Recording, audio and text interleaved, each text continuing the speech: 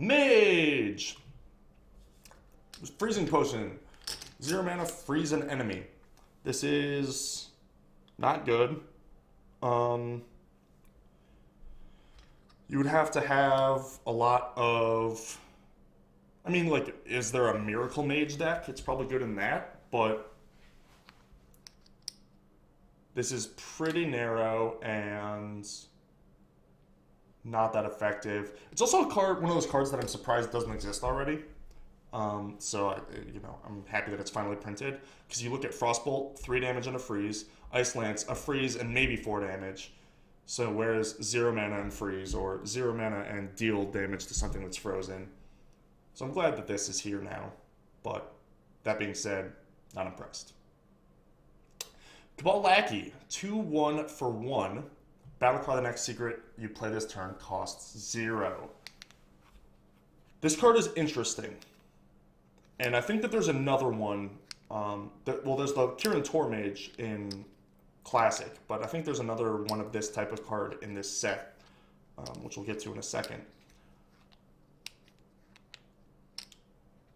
Lord Sultan of Value, it seems good, right?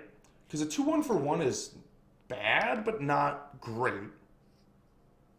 Yeah, we have Shatter at 2 mana, that's true. A 2-1 for 1 is not good, but not horrifically unplayably bad.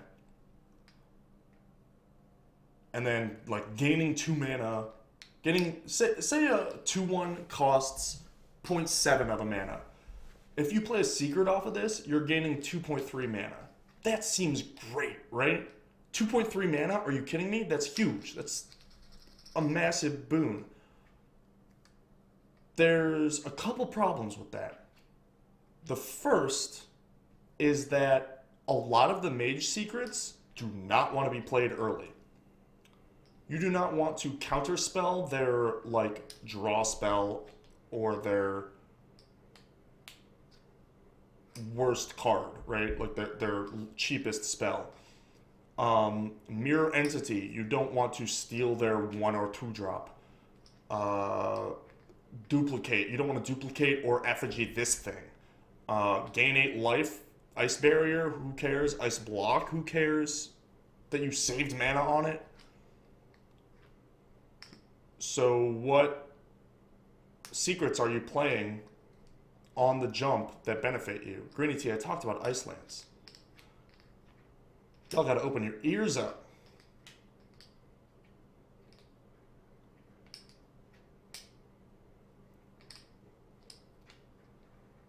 All of that is compounded by the fact that a deck with secrets is very unlikely to be the same deck that wants a 2-1 for 1. The secrets are not aggressive. The Mage secrets are very, very far from aggressive, and this stat point is very aggressive. Cryomancer. Battlecry. 5-5 for 5. Battlecry gain +2/+2 if an enemy is frozen. Let it go. Let it go. Right? That's what this is supposed to be. So I guess the Freezing Potion found a purpose. I really don't want to play a 5-5 for 5, and I kind of want to play a 7-7 for 5. So I'm not impressed by this thing. Potion of Polymorph. Secret, after your opponent plays a minion, transform it into a 1/1 cheap. Yet again, another Mage secret that is very defensive, that is not good early.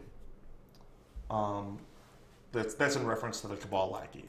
As for the Potion of Polymorph itself, I like it. I think it's sweet. I don't think it's super, like, bustedly powerful, but, like, I like the idea of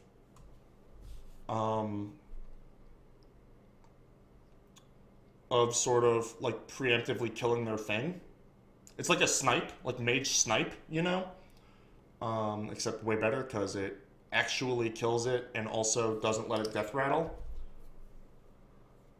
All that being said, I'm not sure why you'd want it when you could just play Polymorph or Polymorph Boar.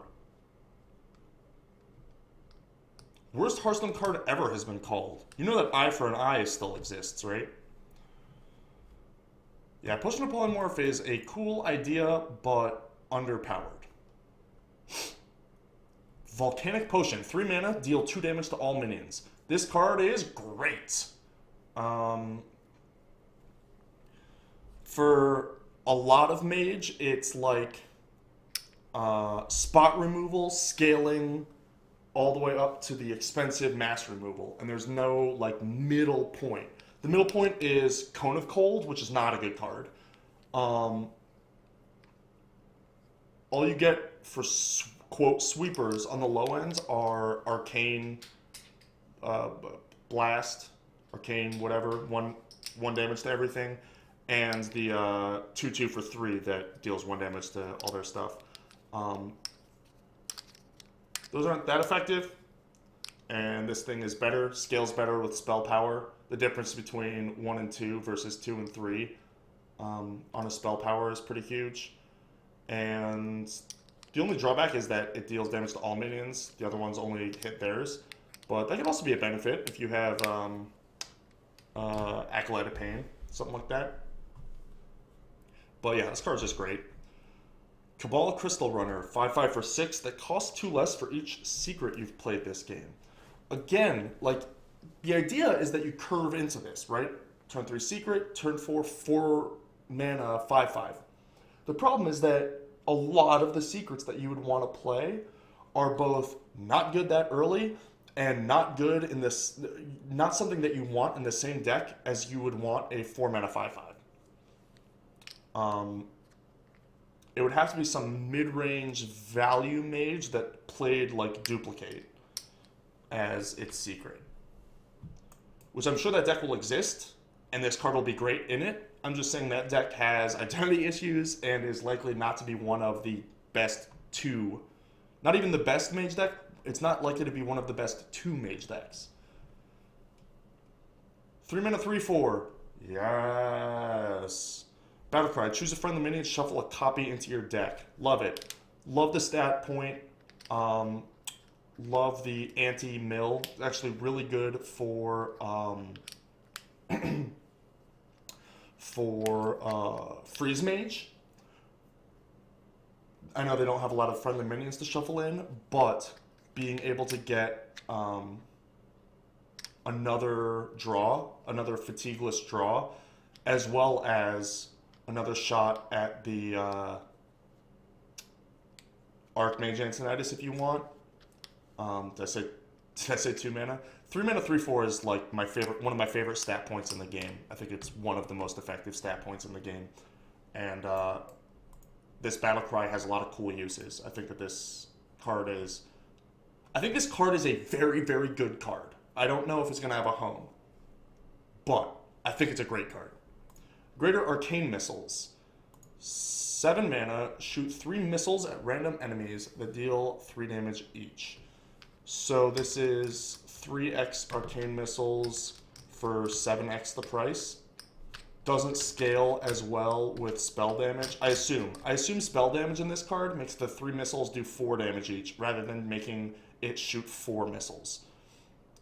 I'm not sure why you would ever play this, because you could just play Flame Strike for this amount of mana, or just play like Fireballs and a Pyroblast if you really want some huge dome effect.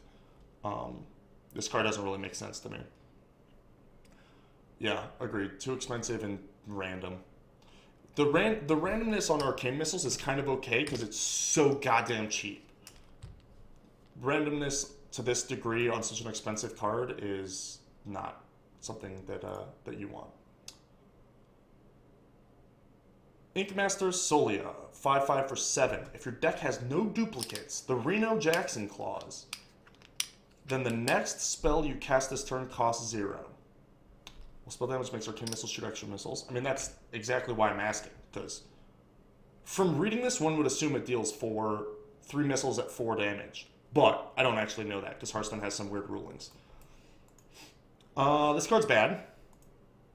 If you are already playing a Reno deck, it's not even clear that you would want this, because What spell are you casting?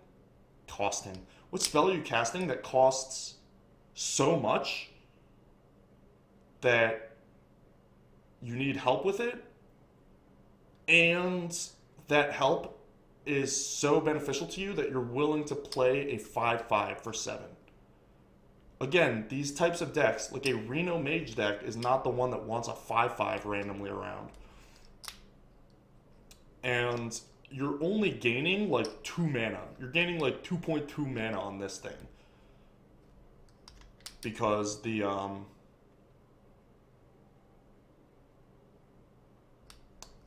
5/5 body is worth less than 5 mana.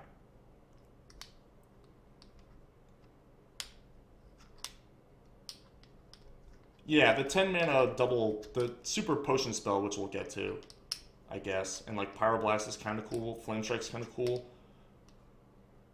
But like you could just play Flame Strike, right? Like how beneficial is having a 5/5 in play for your Flame Strike deck? I get, again, you guys, I get the idea behind the card. I understand that it's a free 5/5 with your spell. I'm saying, why is that good? Why is that something that I, as the player, would actively seek out and build and look to do?